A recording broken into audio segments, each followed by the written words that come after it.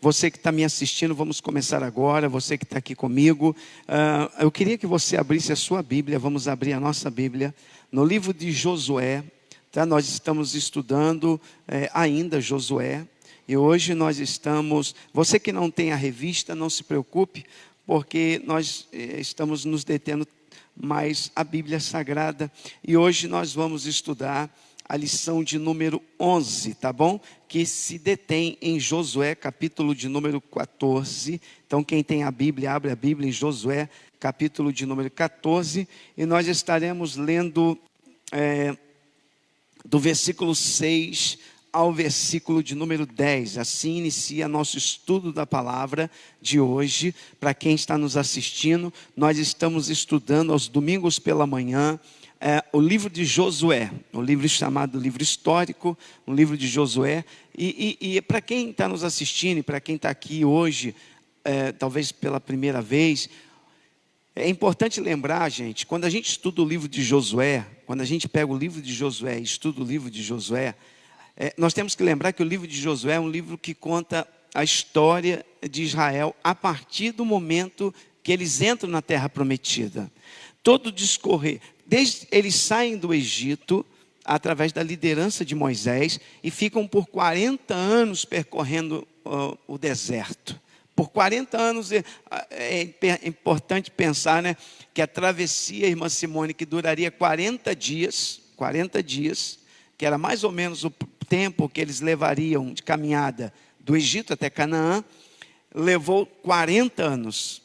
Deus fez com que eles ficassem caminhando em círculos no deserto, caminhando, não saíam do mesmo lugar. Por causa da desobediência, por causa da murmuração, por causa do pecado, o povo de Deus ficou 40 anos caminhando num deserto em círculos. Que loucura, né?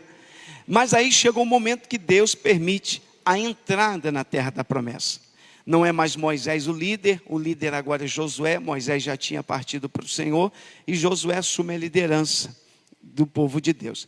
A partir do momento que Josué assume a liderança e começa a coordenar a entrada na terra da promessa, é aí que começa o livro de Josué, com a chamada de Josué. Você pode olhar no capítulo 1, você vai ver Deus chamando Josué, Deus animando Josué, encorajando Josué e dizendo que lhe chamou, não te chamei eu, seja forte, corajoso, não temas. Né? Então Deus chamando Josué para a liderança, e a partir dali começa o livro de Josué. Josué vai ter que conduzir o povo à terra da promessa. E o que tem no livro de Josué de tão interessante? Exatamente como que eles conseguiram entrar na terra e conquistar essa terra.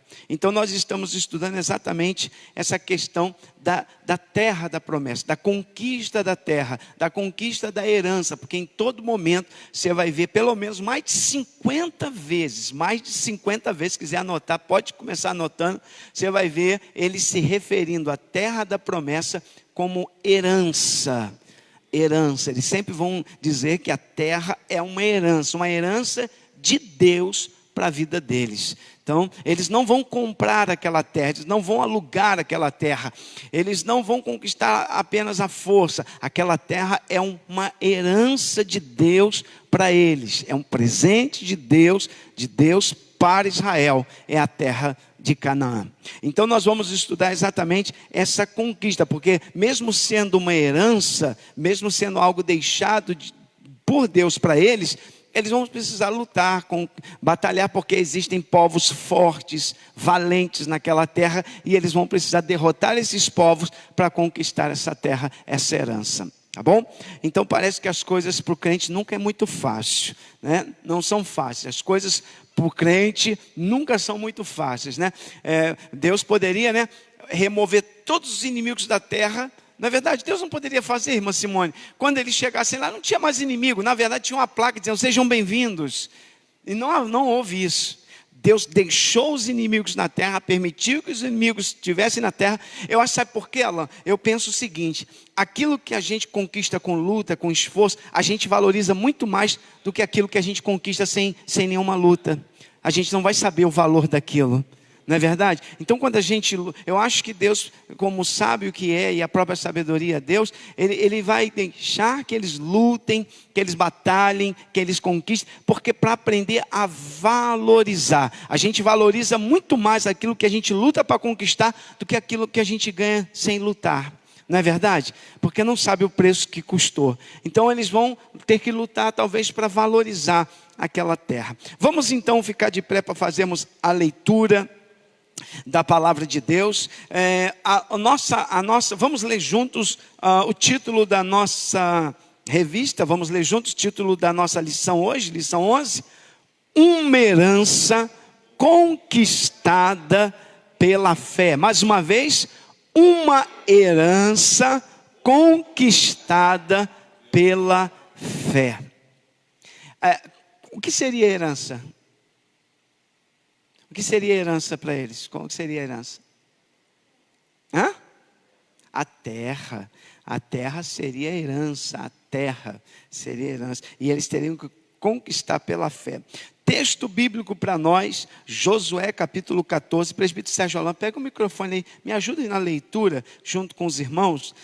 Josué capítulo 14, versículo 6 ao 10. Os irmãos localizem na Bíblia, por favor, diz assim. Está na tela aqui, você pode ouvir aí o presbítero Sérgio Alain junto com a igreja.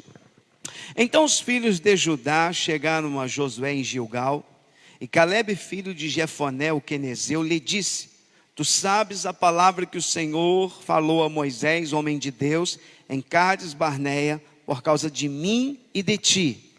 Da idade de 40 anos era eu, quando Moisés, servo do Senhor, me enviou a Cádiz Barneia a espiar a terra. E eu lhe trouxe resposta, como sentia no meu coração. Mas meus irmãos que subiram comigo fizeram derreter o coração do povo. Eu, porém, perseverei em seguir o Senhor meu Deus. Então Moisés, naquele dia, jurou dizendo: Certamente a terra que pisou o teu pé será tua e de seus filhos, em herança perpétua, pois perseveraste em seguir o Senhor, meu Deus. E agora, eis que o Senhor me conservou em vida, como disse, 45 anos há agora, desde que o Senhor falou esta palavra a Moisés, andando Israel ainda no deserto. E agora, eis que já hoje sou da idade de 85 anos. Pode se sentar, queridos. Então nós acabamos de ler, presbítero Sérgio Alain, um texto que fala exatamente dessa divisão das terras, quando Calebe vai receber a sua parte, né? Vai reivindicar a sua parte. Vamos então na nossa revista fazer a leitura, e aí a gente vai fazendo comentários. Primeiro tópico da nossa revista está dizendo assim: a divisão do sul de Canaã. Então, Eliseu, nós temos uma grande terra, né? Uma grande extensão de terra, e temos 12 tribos, Lorena, 12 tribos que precisavam distribuir essas terras entre essas 12 tribos. Lembrando que essas 12 tribos formavam todo Israel, que tinha milhões e milhões de habitantes. Então nós temos que Josué tinha uma grande missão, qual? Distribuir essas terras. Mas como distribuir? Pense comigo, irmão, vocês que estão aqui hoje. Pense a missão de Josué. Quem vai ficar com a parte sul? Quem vai ficar com o norte? Quem vai ficar com o centro-oeste? Quem vai ficar com o sudeste da região? Quem vai ficar com o noroeste da região? Quem vai ficar com a região norte? Então Josué tinha uma grande missão, que era exatamente dividir essa terra entre Israel. Dividir essa terra. E é importante você lembrar que nem toda a terra era agricultável, nem toda a extensão da terra era propícia para a agricultura, era propícia para a pecuária. Existia terrenos áridos, onde o relevo não era favorável, como por exemplo as regiões montanhosas. E aí, como dividir isso sem causar insatisfação? Como dividir isso sem causar perturbação no meio de Israel? Quem vai ficar com a melhor parte? Quem vai ficar com a parte mais ruim? Quem vai ficar com aquela que o relevo é desfavorável? Quem vai ficar com as terras mais férteis, próximas do Rio Jordão? Quem vai ficar com as terras mais áridas, distantes do Jordão? Imagine comigo, gente. E agora, como dividir isso? A quem Josué vai pedir a direção para a divisão das terras? Ao próprio Deus. Oh, aleluia. Então você vai encontrar, quando você estuda Josué, eles tiravam sortes. O texto, é bom você entender, vocês que estão estudando a Bíblia, porque a gente tem um conceito de sorte muito diferente do conceito de sorte do Antigo Testamento. Quando você encontrar Josué lançando sorte, o texto vai dizer, Josué lançou sorte e a parte sul saiu para a região tal. Quando você estudar e ver Josué lançando sorte, o termo para eles lançar sorte é buscar uma direção de Deus. Era Deus que ia dar a direção, eles lançavam sorte em quem? Em Deus, para que Deus direcionasse de alguma maneira como seria essa distribuição de terras. Então é muito diferente esse conceito de sorte nosso.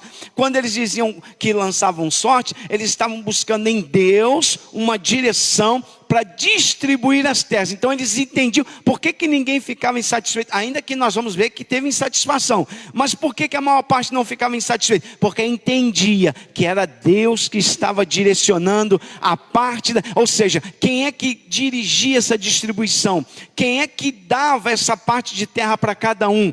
O próprio Deus. Era Deus que decidia com qual parte Judá ia ficar, com qual parte Efraim ia ficar, com qual parte Dan ia ficar, com qual parte Nebulão ia ficar. Então era Naftali ia ficar. Era exatamente Deus que dava a distribuição ao Josué, orientando Josué com que parte cada um ia ficar.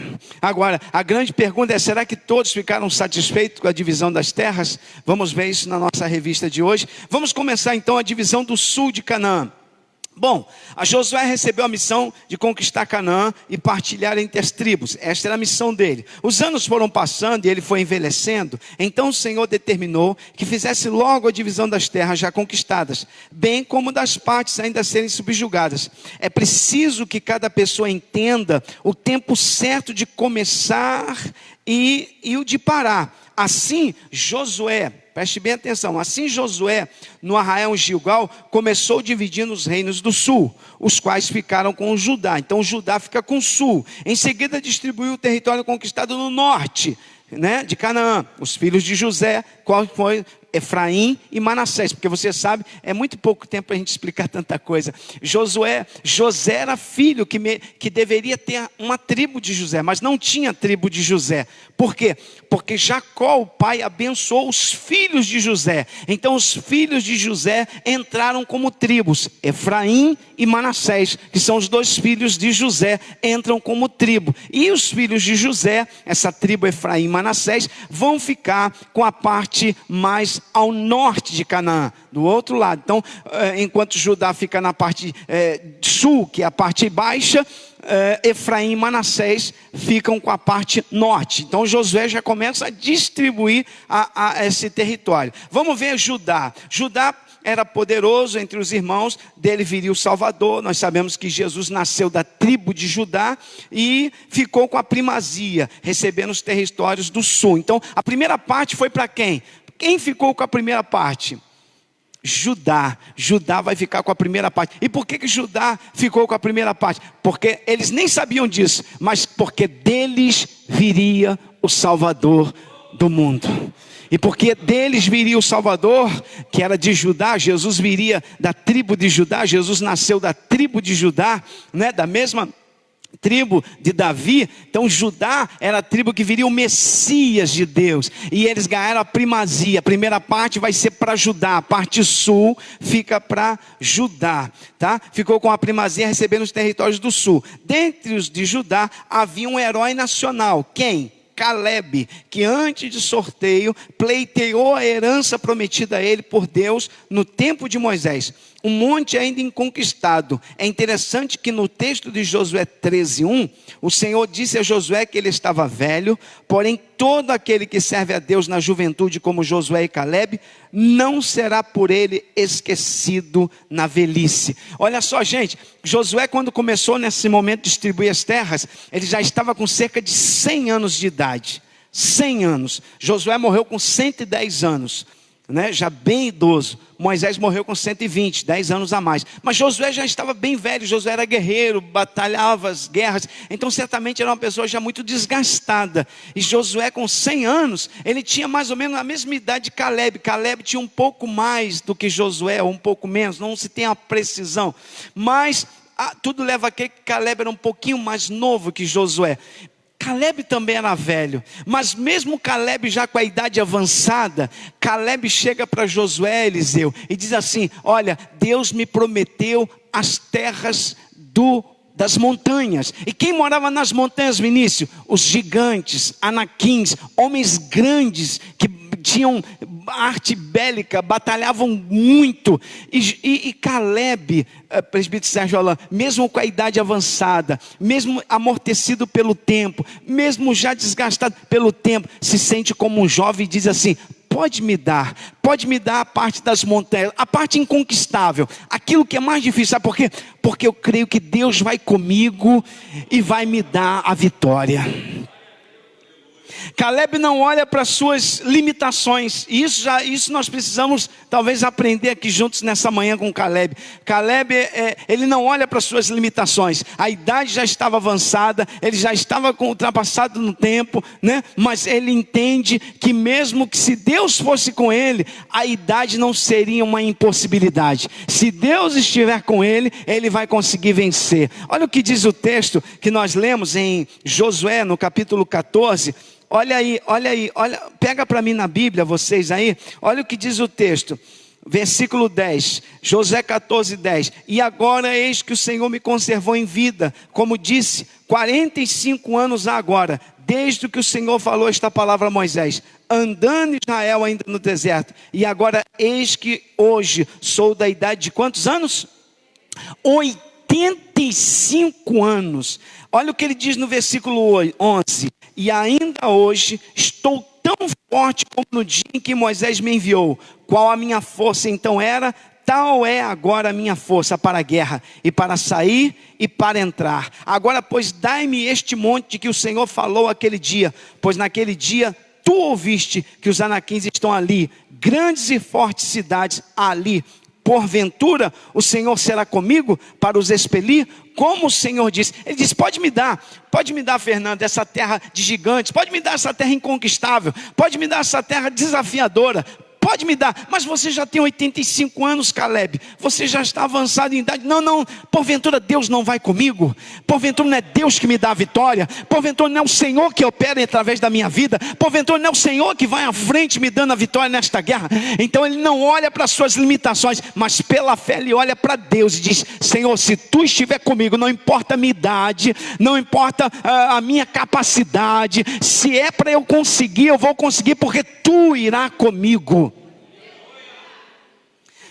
Acho que a gente precisa aplicar isso também para a nossa vida em muitas áreas, não é verdade?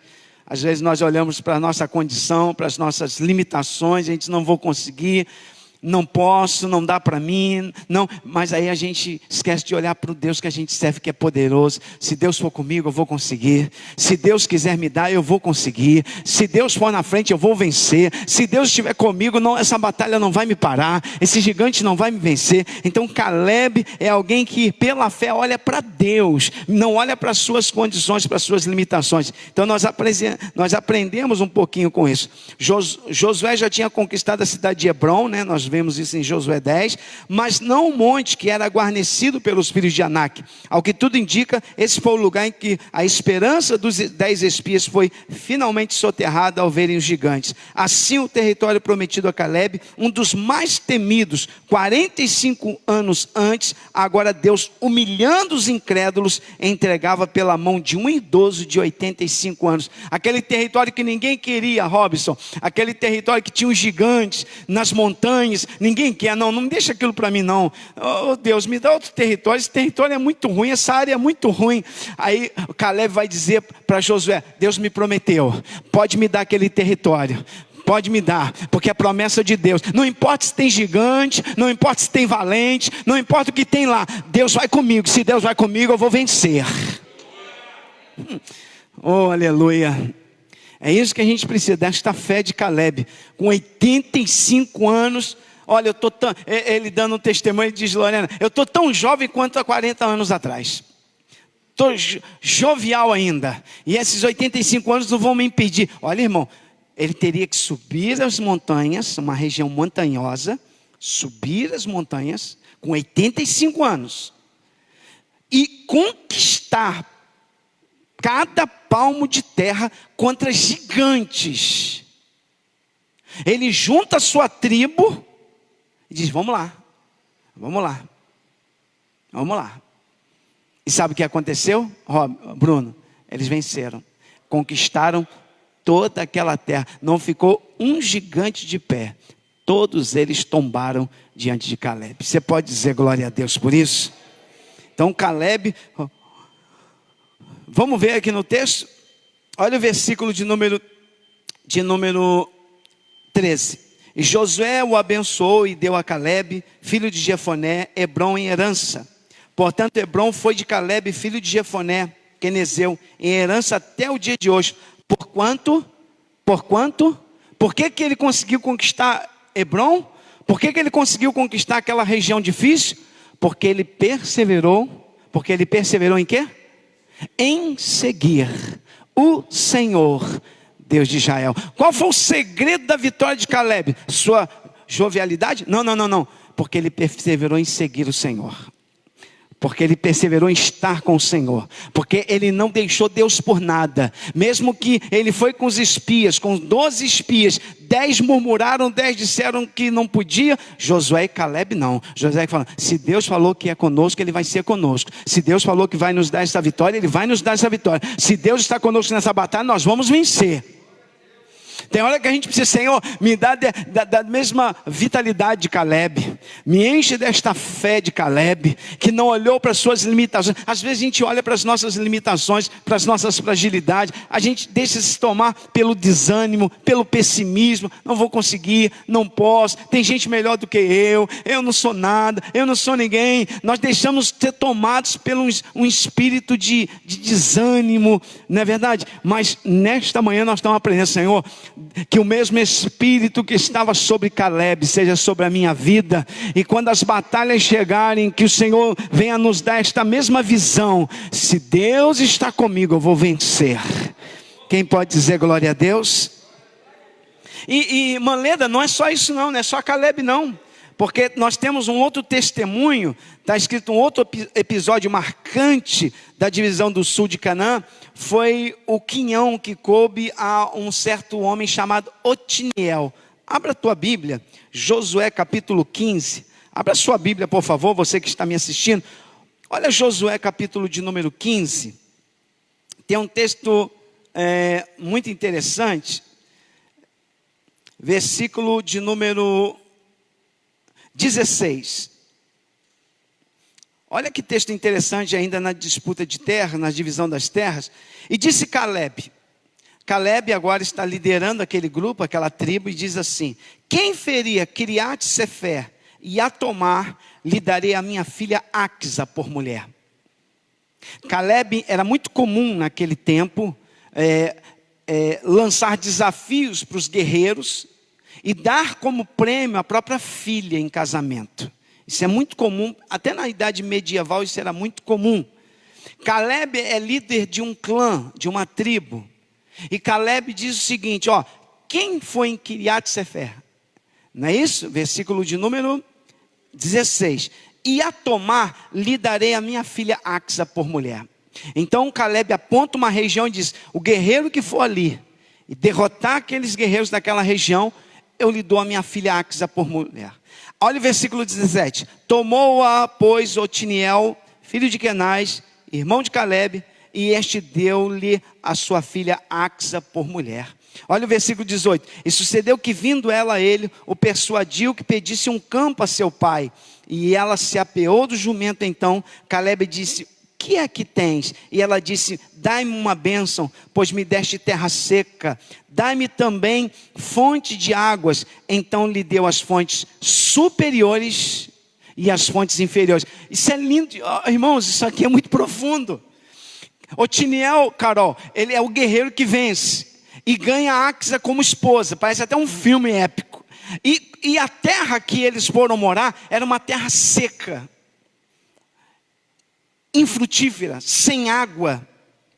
Aí Otiniel chega para Axa, para a esposa, e diz assim, ou noiva, e diz: pede ao pai, vai lá e pede ao seu pai, que nós precisamos de água. Se nós não tivermos água, essa terra que ele nos deu não vai servir de nada. Ela vai apear o jumento, ela vai montar no jumento e ela vai em direção ao pai. E dirigindo-se em direção ao pai, o que ela vai pedir ao pai? Fontes de água.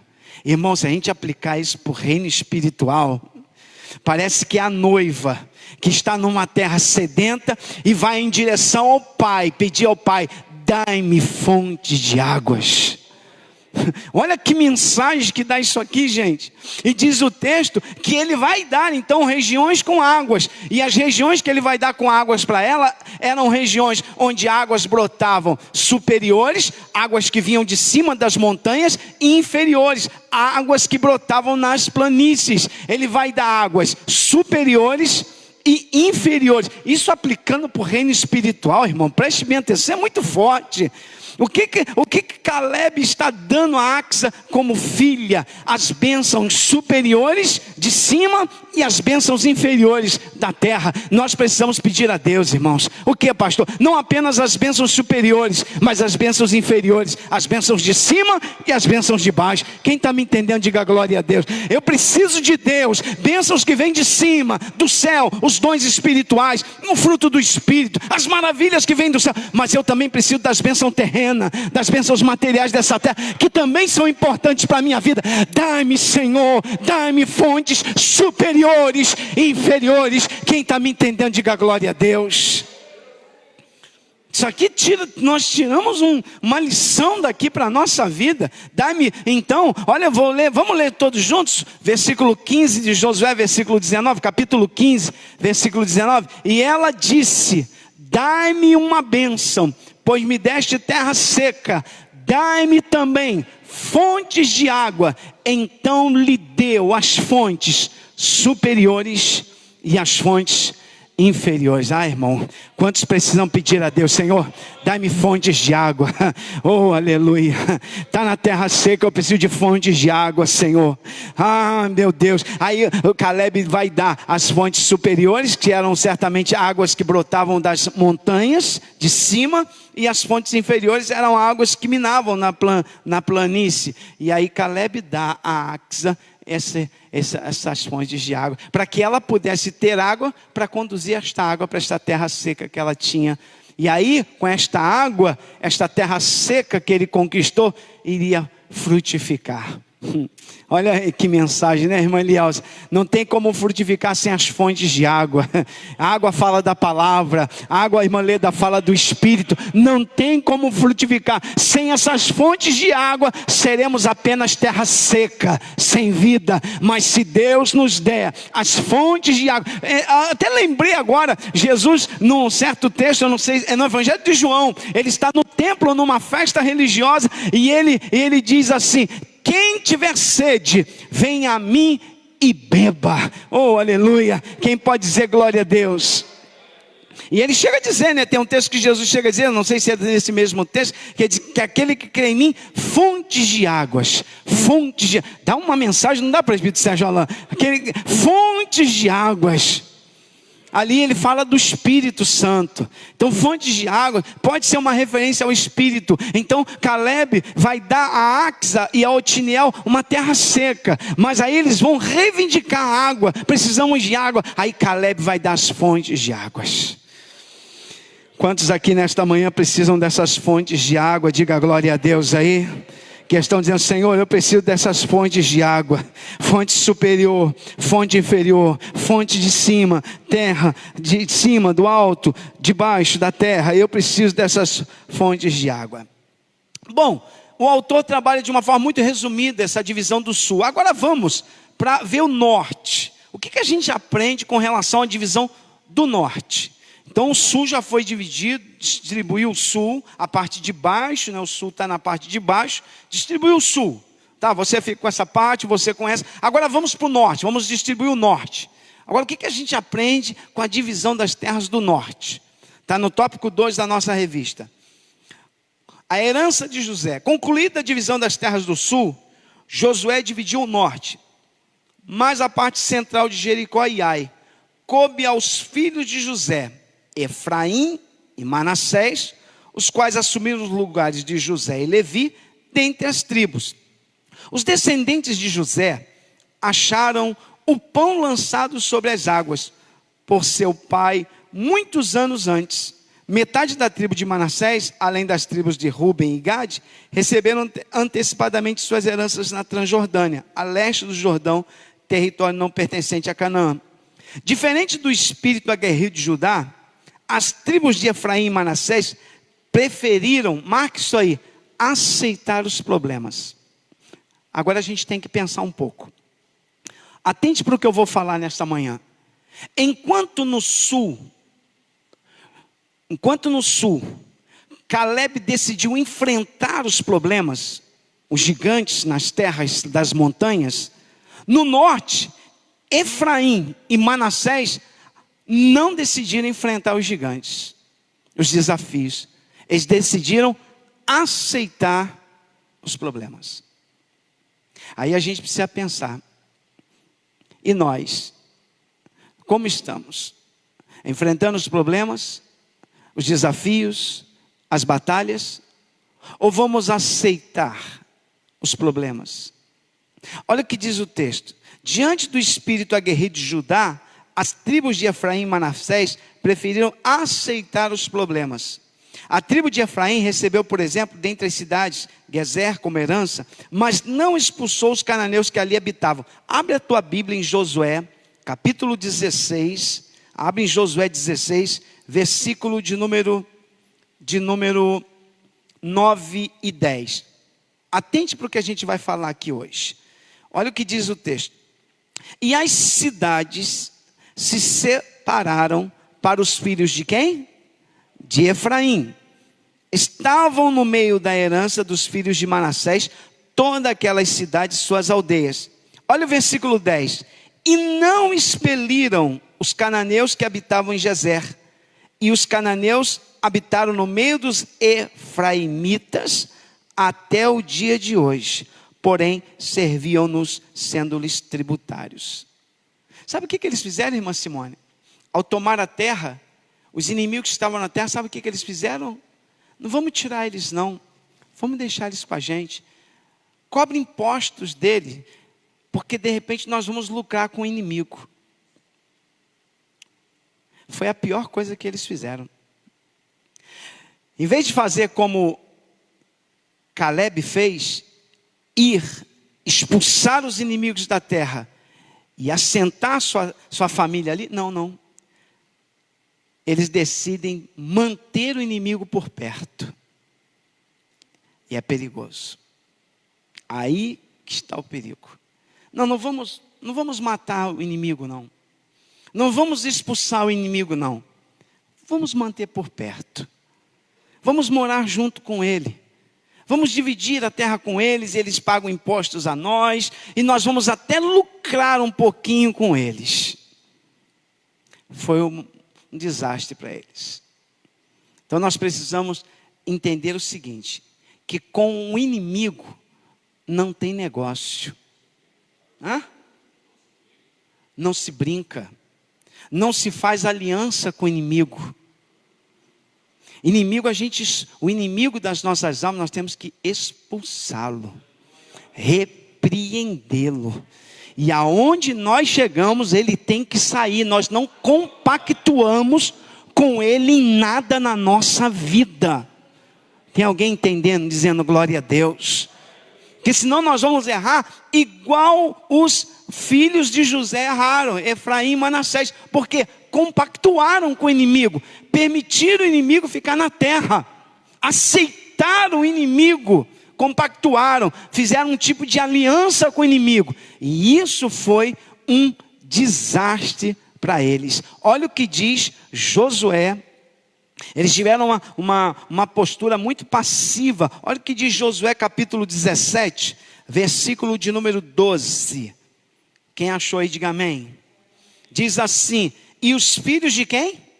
Manassés não puderam expelir os habitantes daquela cidade, porquanto os cananeus queriam habitar na mesma terra. Versículo de número 13. E sucedeu que, engrossando em forças, os filhos de Israel fizeram tributar aos cananeus, porém, olha os poréns, a gente tem que ter cuidado com porém não os expeliram de todo. A gente tem que dar cuidado por aceitar os poréns.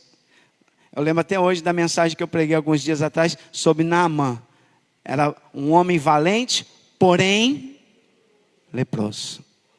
Porém, deixaram o inimigo na terra. Porém, fizeram um pacto com o inimigo. Porém, fizeram uma aliança com o inimigo. Porém, cobravam impostos do inimigo. Porém, aceitaram o inimigo muito próximo. E isso foi ruína. Enquanto no sul, Caleb expulsa os inimigos, limpa a terra e assenta a sua família ali, Efraim e Manassés no norte, não. Deixa eles. O que tem? Não tem nada a ver. Todo mundo faz. Tem que tem, gente? Não é esse negócio do que tem? Não tem nada a ver? O que tem? É só um filme. O que tem? É só uma amizade. O que tem? É só um site. O que tem? É só uma brincadeira. E nesses poréns, a gente vai criando algum tipo de pacto com o inimigo. Vai aceitando o inimigo. E ele vai entrando. Olha o que diz Josué, capítulo de número 23. Josué 23, abre a sua Bíblia aí. Por isso que nós não temos aliança com o inimigo. Jesus disse: aquele que comigo não ajunta, espalha. Jesus foi bem claro: aquele que comigo não ajunta, espalha. Ou tá ou não tá. Ou é ou não é. Não tem meio termo. Não tem esse negócio. Olha o que diz Josué 23:13.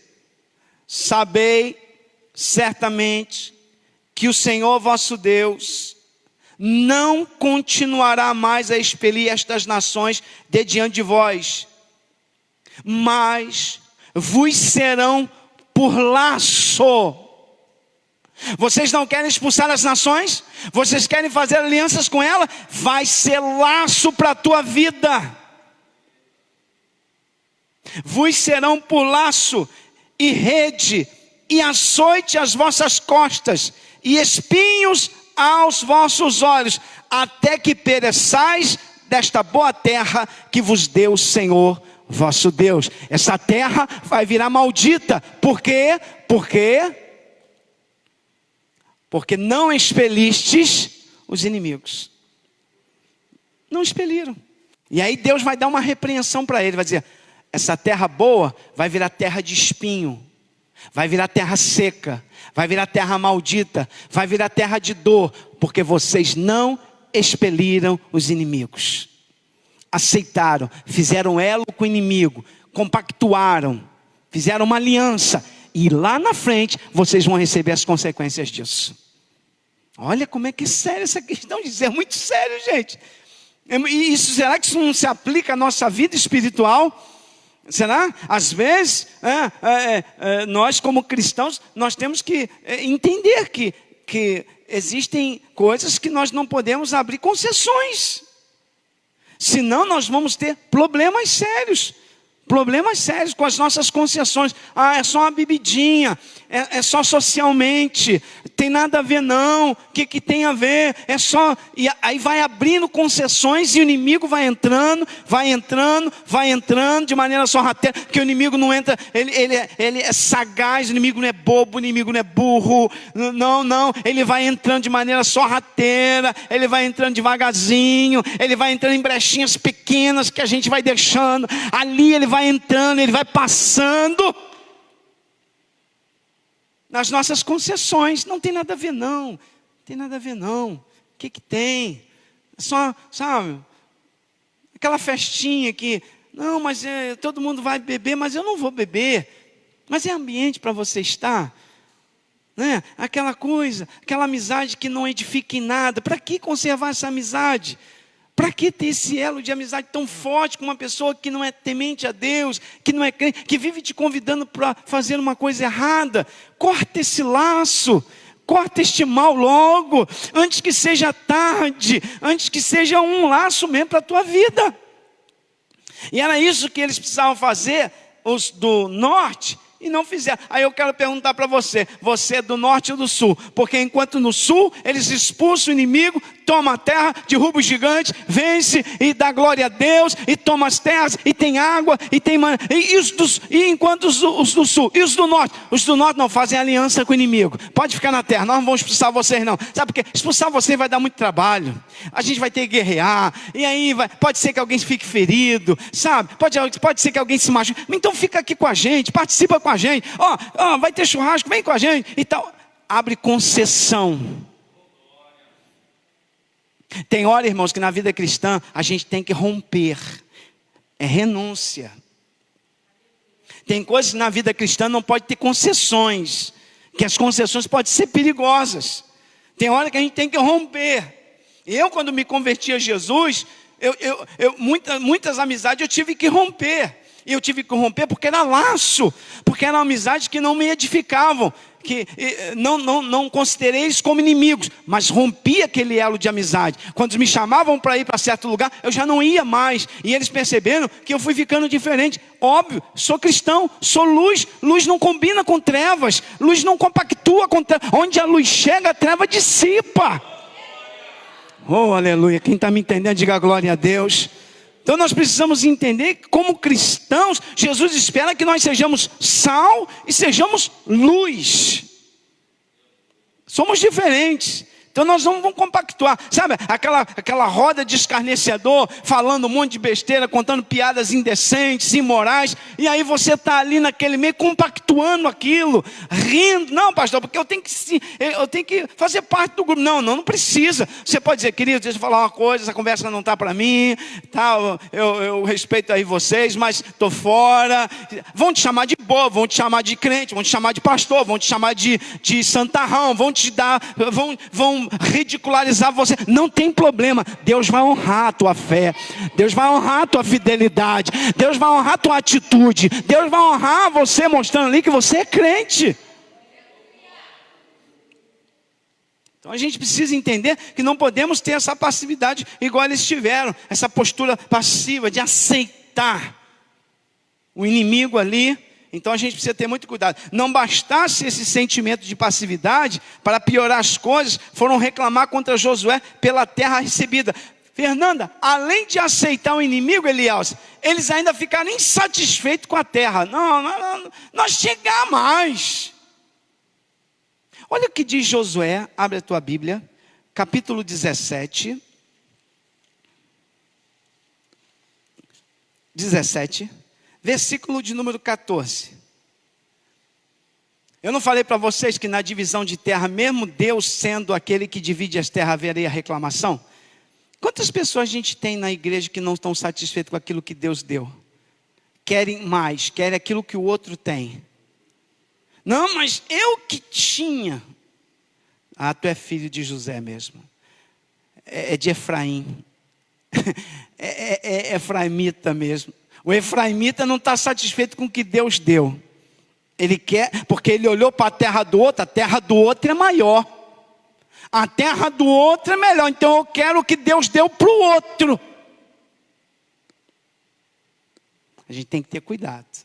Olha o que diz Josué 17, versículo 14. Então os filhos de José falaram a Josué dizendo: por que me deste por herança só uma sorte e um quinhão, sendo eu um tão grande povo? É arrogante, né?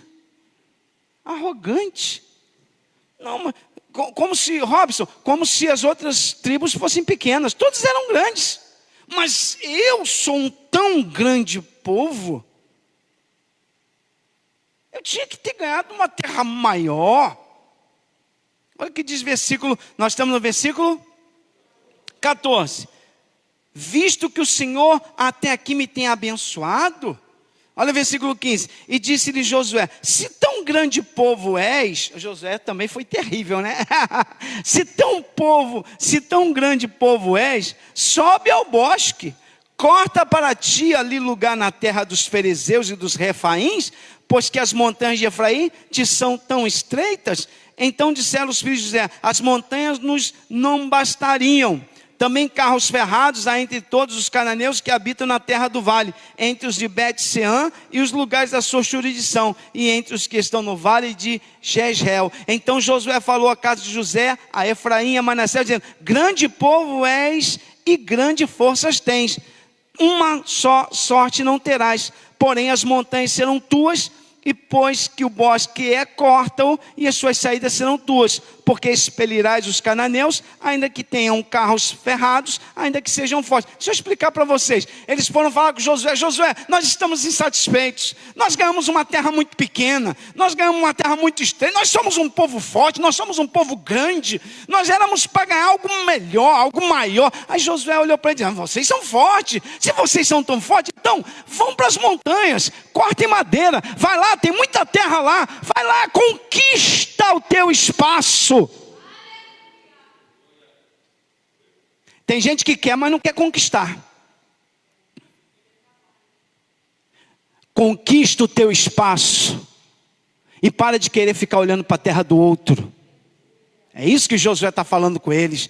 Vai lá, tem as terras aí próximas a vocês, dos refaíns, dos cananeus. Vai lá, vai lutar lá. Eles têm carros, mas Deus é maior. Vai lá, luta, conquista a terra, conquista o espaço de vocês e para de ficar olhando para o que Deus deu para o outro. Meu Deus, isso é forte demais, rapaz. Isso é forte demais.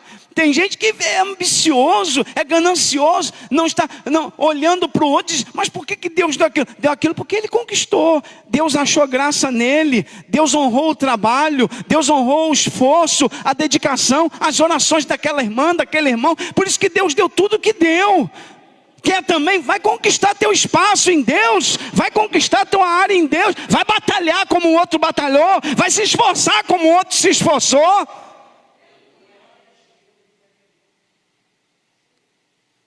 Às vezes a gente ouve umas coisas, né, que a gente fica chateado. As pessoas tem uns efraimitas dentro da igreja que são terríveis. Hoje é muito fácil olhar para mim e dizer: pastor Luciano é metido. Me chamaram de metido um dia desse, só porque eu ando num carro mais novinho. Mas ninguém vê o tamanho do boleto que eu tenho para pagar o carnê. Ninguém vê o quanto eu trabalho para pagar aquele carro, o quanto eu tenho que trabalhar para pagar as minhas contas. É muito fácil olhar e dizer assim: fulano é metida. Mas sabe o quanto ela batalhou para ter o que ela tem? Você sabe o quanto ele se esforçou para ter o que ele tem? O caminho, quer trilhar. As pessoas querem ter o que você tem, mas não querem trilhar o caminho que você trilhou. As pessoas, é muito fácil atirar pedras em você e dizer hoje que talvez você está melhorzinho um pouquinho, conseguiu de repente comprar uma casinha ou conquistou um bem. As pessoas são muito críticas e dizem: não, mas por que fulano? Mas você não sabe o que ele passou, o que ela passou, quanto trabalhou, quanto ajuntou, quanto se esforçou, quanto se dedicou para ter o que tem. Aí tem umas pessoas dentro da igreja que são especialistas em invejar o que o outro tem, em cobiçar o que a inveja é uma desgraça.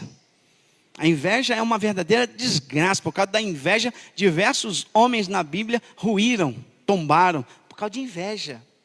Foi por causa da inveja Caim matou Abel. Por causa da inveja Saul tentou matar Davi. Por causa de inveja os irmãos de José jogaram José na cisterna e queriam matar José. Inveja.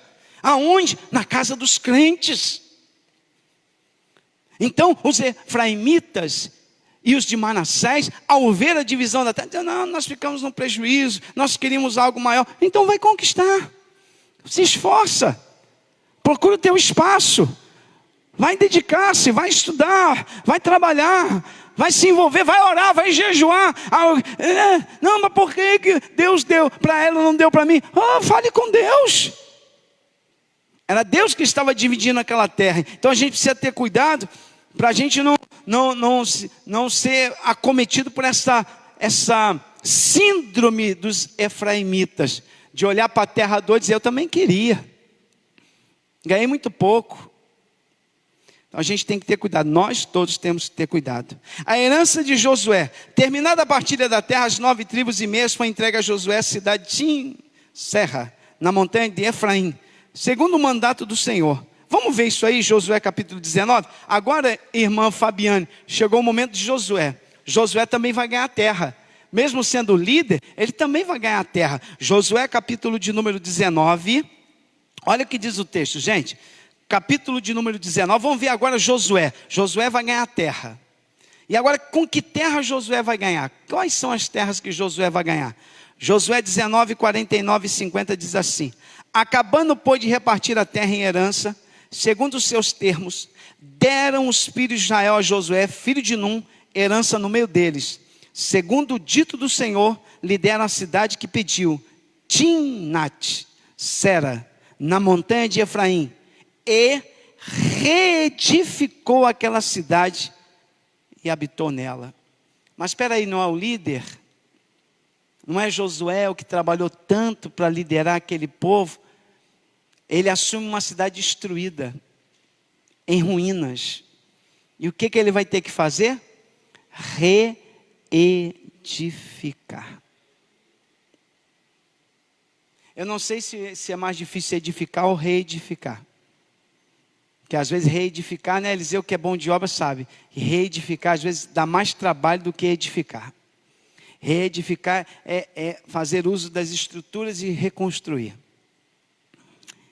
E Josué, quando recebe uma terra, aí Josué está a sua terra, ruínas. E ele está com a família, e o que eu tenho que fazer? Reedifica. Estou te dando. É incrível como que Deus, ele não dá nada de mão beijada, a não ser a salvação, mas foi o sacrifício de Jesus, não foi nada de mão beijada. Para nós foi de graça, mas foi pago um alto preço. Alguém pagou. No reino de Deus não tem nada fácil. Eu vou repetir para você que está aqui. Essas campanhas mirabolantes, de você botar dinheiro no envelope e entregar, isso é para enganar bobo. No reino de Deus não tem nada fácil. No reino de Deus o caminho é estreito. As conquistas são com muitas batalhas. Nós vamos conquistando através das guerras que enfrentamos espiritualmente. Deus vai nos dando vitória. Não é só entrar na igreja, colocar um dinheiro no envelope e entregar na campanha que eu vou ser abençoado. Não é assim. Você vai ter que guerrear. Você vai ter que batalhar na vida espiritual. Vai exigir de você oração. Vai exigir de você jejum. Vai exigir de você perseverança. Vai exigir de você fidelidade. Vai exigir de você palavra. Vai exigir de você renúncia. Vai exigir de você fé. E nessas armas Deus vai te dando vitória no meio das guerras e das batalhas.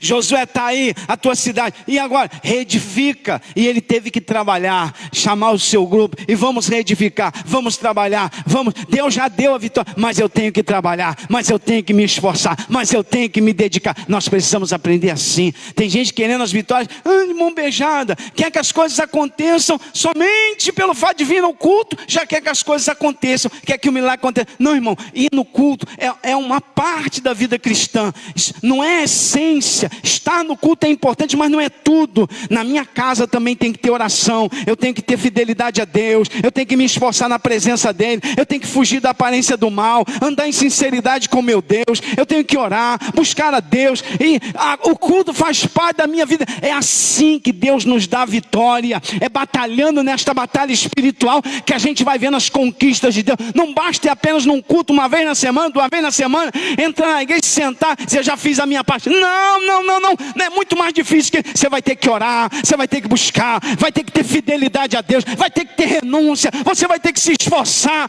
e no meio desta guerra toda, você vai ver a mão de Deus te abençoando. É isso que a gente precisa aprender. Infelizmente, esconderam isso de algumas igrejas, está escondida essa verdade, e as pessoas vão lá e são enganadas. Olha, é só entregar seu pedido na fogueira santa, que a gente vai lá em Israel, e lá vai ter poder, e lá na fogueira santa, isso é mentira, isso não existe. Porque levar o pedido para a terra santa, porque lá a terra é santa, seu pedido vai ser respondido. Irmãos, aonde está isso na Bíblia? Aonde está isso na Bíblia? De que Deus, a Bíblia diz que importa que nós adoremos a Deus em espírito e em verdade. Não importa o local, o que Deus importa agora não é mais a geografia, o que importa agora é o coração. Deus espera que nós o adoremos em espírito e em verdade. Não importa aonde houver alguém adorando a Deus em espírito e em verdade, Ele está operando. O fato de orar, tem gente que espiritualiza tudo. Não, se orar naquele monte lá, porque aquele monte é forte, se orar naquele lugar lá, pare com isso. O lugar mais forte para você orar, diz Jesus, entra no teu aposento, fecha a tua porta e fala ao teu pai que está em secreto, e o pai que está em secreto vai te ouvir. Oh, aleluia. Parar com esses misticismo evangélico dentro da igreja. Criamos uma série de misticismo em que a gente crê que até a oração vai ser melhor ouvida em certos locais. Isso não existe. Jonas orou no ventre de um peixe e Deus ouviu a oração de Jonas.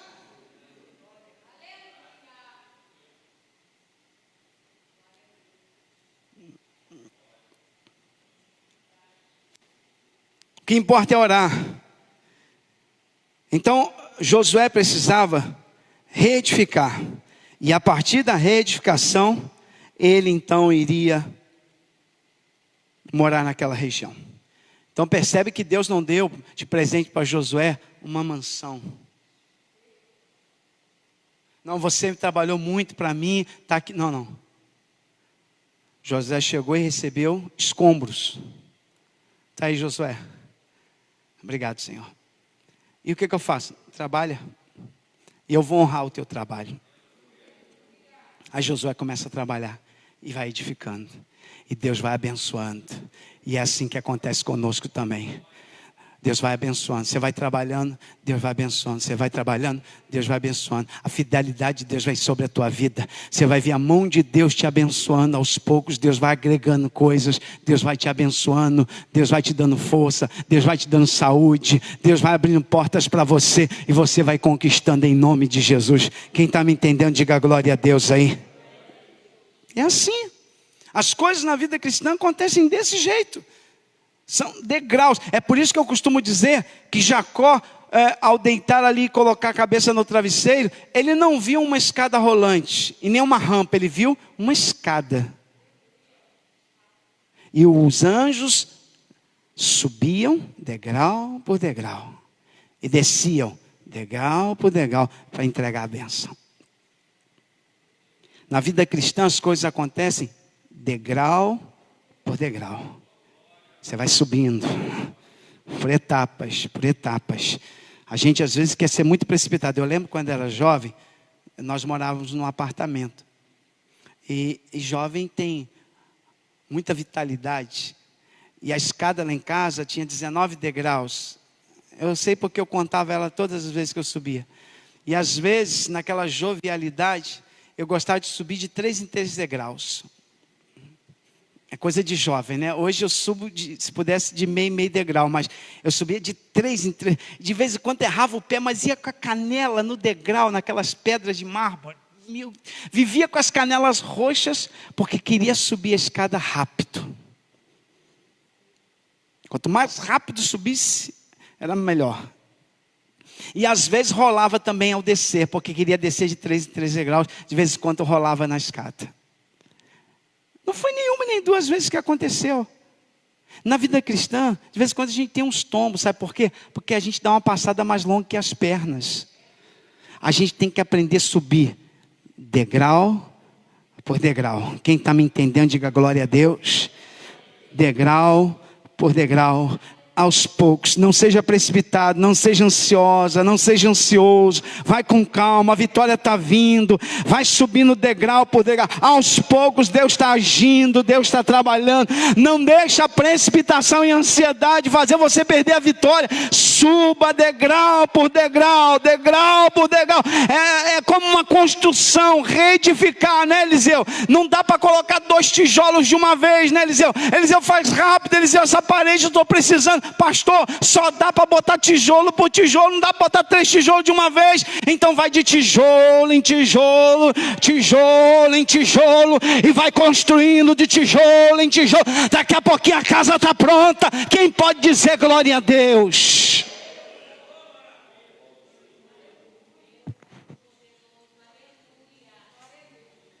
Josué teve que reedificar, pedra por pedra, aos poucos, irmã, foi construindo, foi levantando, Deus foi abençoando, e ali Deus foi honrando a fé do servo dele, e assim é conosco também. E para nós encerrarmos, finalizarmos, nós temos aqui o tópico de número 3, que é a divisão das terras não conquistadas. Aí nós temos um restante de terra que não foi conquistada, tá? Ainda haviam muitas terras para ser conquistadas, e Josué então vai distribuir em sorte mais uma vez para essas tribos que restaram essa terra. Isso está tudo na sua revista, essa distribuição das terras. E para finalizar, para a gente finalizar, tem um texto aqui muito interessante na nossa revista, que diz assim, e irmã Libiane, prepara um louvor para adorar a Deus, diz assim: os descendentes de Dan herdaram uma pequena porção da terra, mas não se acovardaram ou murmuraram. Olha que diferença, Dan. Não sei se vocês estão achando aí. Os descendentes de Dan herdaram uma pequena porção da terra, mas não se acovardaram ou murmuraram. Subiram e conquistaram Lesem, uma cidade a oeste do Monte Hermon, a qual a chamaram de Dan. E ali estabeleceram sua capital. Eles foram vizinhos dos filisteus, os quais tiveram muitos problemas com um nobre danita chamado Sansão. O cristão, como os danitas, deve aprender a transformar dificuldades em oportunidades. Irmã Kátia, enquanto os de Efraim, ao receber um pequeno pedaço de terra, que não era pequeno, mas eles consideraram pouco, foram murmurar e reclamar, os de Dan não. Mãos à obra. Vamos transformar este pequeno pedaço num grande pedaço. Olha que diferença de visão. Enquanto os de Efraim, ao receber a terra, foram reclamar, murmurar, questionar, por quê? E os de Dan, muito obrigado, Senhor. Agora mãos à obra. Vamos fazer com que este pequeno pedaço se torne valioso. Vamos trabalhar. Oh, aleluia, quem está entendendo, diga glória a Deus. E aí eles vão transformar dificuldade em oportunidade. E a gente precisa muito aprender isso com os de Dan. Não é verdade, presbítero Sérgio Alain? Aprender, transformar dificuldade em oportunidade. O que significa isso, pastor? É que de repente nós podemos estar enfrentando um grande problema, uma grande dificuldade. Mas de repente, irmã Simone, essa grande dificuldade é uma oportunidade que Deus está nos dando para nós crescermos, para nós amadurecermos. Você já parou para pensar, você que está aqui me ouvindo, que os problemas que a gente enfrenta na nossa vida pessoal, na família, no lar, no casamento, no trabalho, podem ser uma grande oportunidade que Deus está nos dando para crescermos na presença dEle, para estarmos na igreja, para ouvirmos a sua voz, para amadurecermos. Alguém está me entendendo? Alguém está precisando ouvir isso? Porque de repente, irmãos, quando a vida se torna muito fácil, sem problemas, a gente acaba se acomodando. E às vezes Deus permite situações difíceis para nos fazer crescer, para nos amadurecer. Preste bem atenção, deixa eu contar algo para vocês aqui. Eu estava lendo um livro, e eu gosto de ler, e um dia eu estava lendo um livro que me chamou muita atenção, eu queria compartilhar com vocês. O livro falava sobre pérolas. Você sabe que as pérolas têm um valor enorme no mercado. Uma pérola E eu estava estudando sobre as pérolas. Preste bem atenção. As pérolas são formadas dentro de ostras. E como é que essas pérolas são formadas, irmã Kátia? As ostras, irmã Simone, elas não nascem com as pérolas dentro. Não tem as pérolas dentro da ostra. Mas as ostras, quando a areia do mar, ela começa a entrar dentro da ostra, ela vai causar na ostra uma sensação de desconforto. Começa a ferir a ostra por dentro, a areia. A ostra, no sentido de autodefesa, ela vai liberar no meio daquela dor, uma substância que vai causar-lhe conforto no meio da dor. Essa substância se transforma na pérola. Meu Deus, eu fiquei, gente. Então quer dizer que só existem pérolas, porque a dor da ostra provocou uma pérola. Não sei se alguém está entendendo o que eu quero dizer.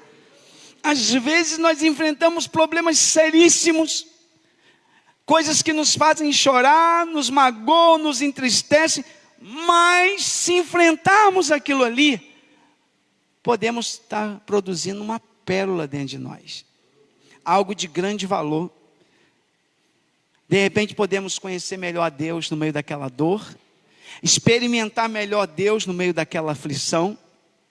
De repente Deus está permitindo aquela aflição para criar coisas valiosas dentro de nós, para a gente aprender alguma coisa a mais na nossa vida cristã. Me ajude aí, Lohan. Vamos ficar de pé, vamos orar ao Senhor. Na semana que vem eu continuo. Foi bem objetivo a lição de hoje, e eu espero que tenha abençoado você. Na semana que vem vocês continuem aí conosco, estudando a palavra. E quem quiser, continua lendo aí. Porque na própria revista que eu não li, não dá tempo, porque o horário já está no limite. Vocês vão ver como foi distribuídas as terras para os levitas. Vocês sabem que os levitas eram aqueles que trabalhavam no ofício de cuidar do tabernáculo e das coisas de Deus. Tá? Hoje a gente tem um conceito muito errado de levita, achando que levita é músico. Levita não é músico. Existia sim alguns levitas no tempo de Davi, somente no tempo de Davi, que foram comissionados para tocar. Mas os levitas não eram músicos.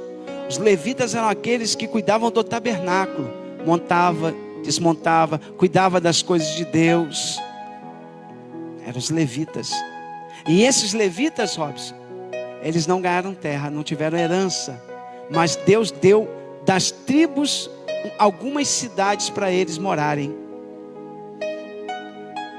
E aí, por que os levitas não ganharam a terra? O que era a terra? Vamos ver se alguém se lembra. Era herança. E por que os levitas não ganharam terra, propriedade para eles? Apenas para morar, mas não eram propriedade deles.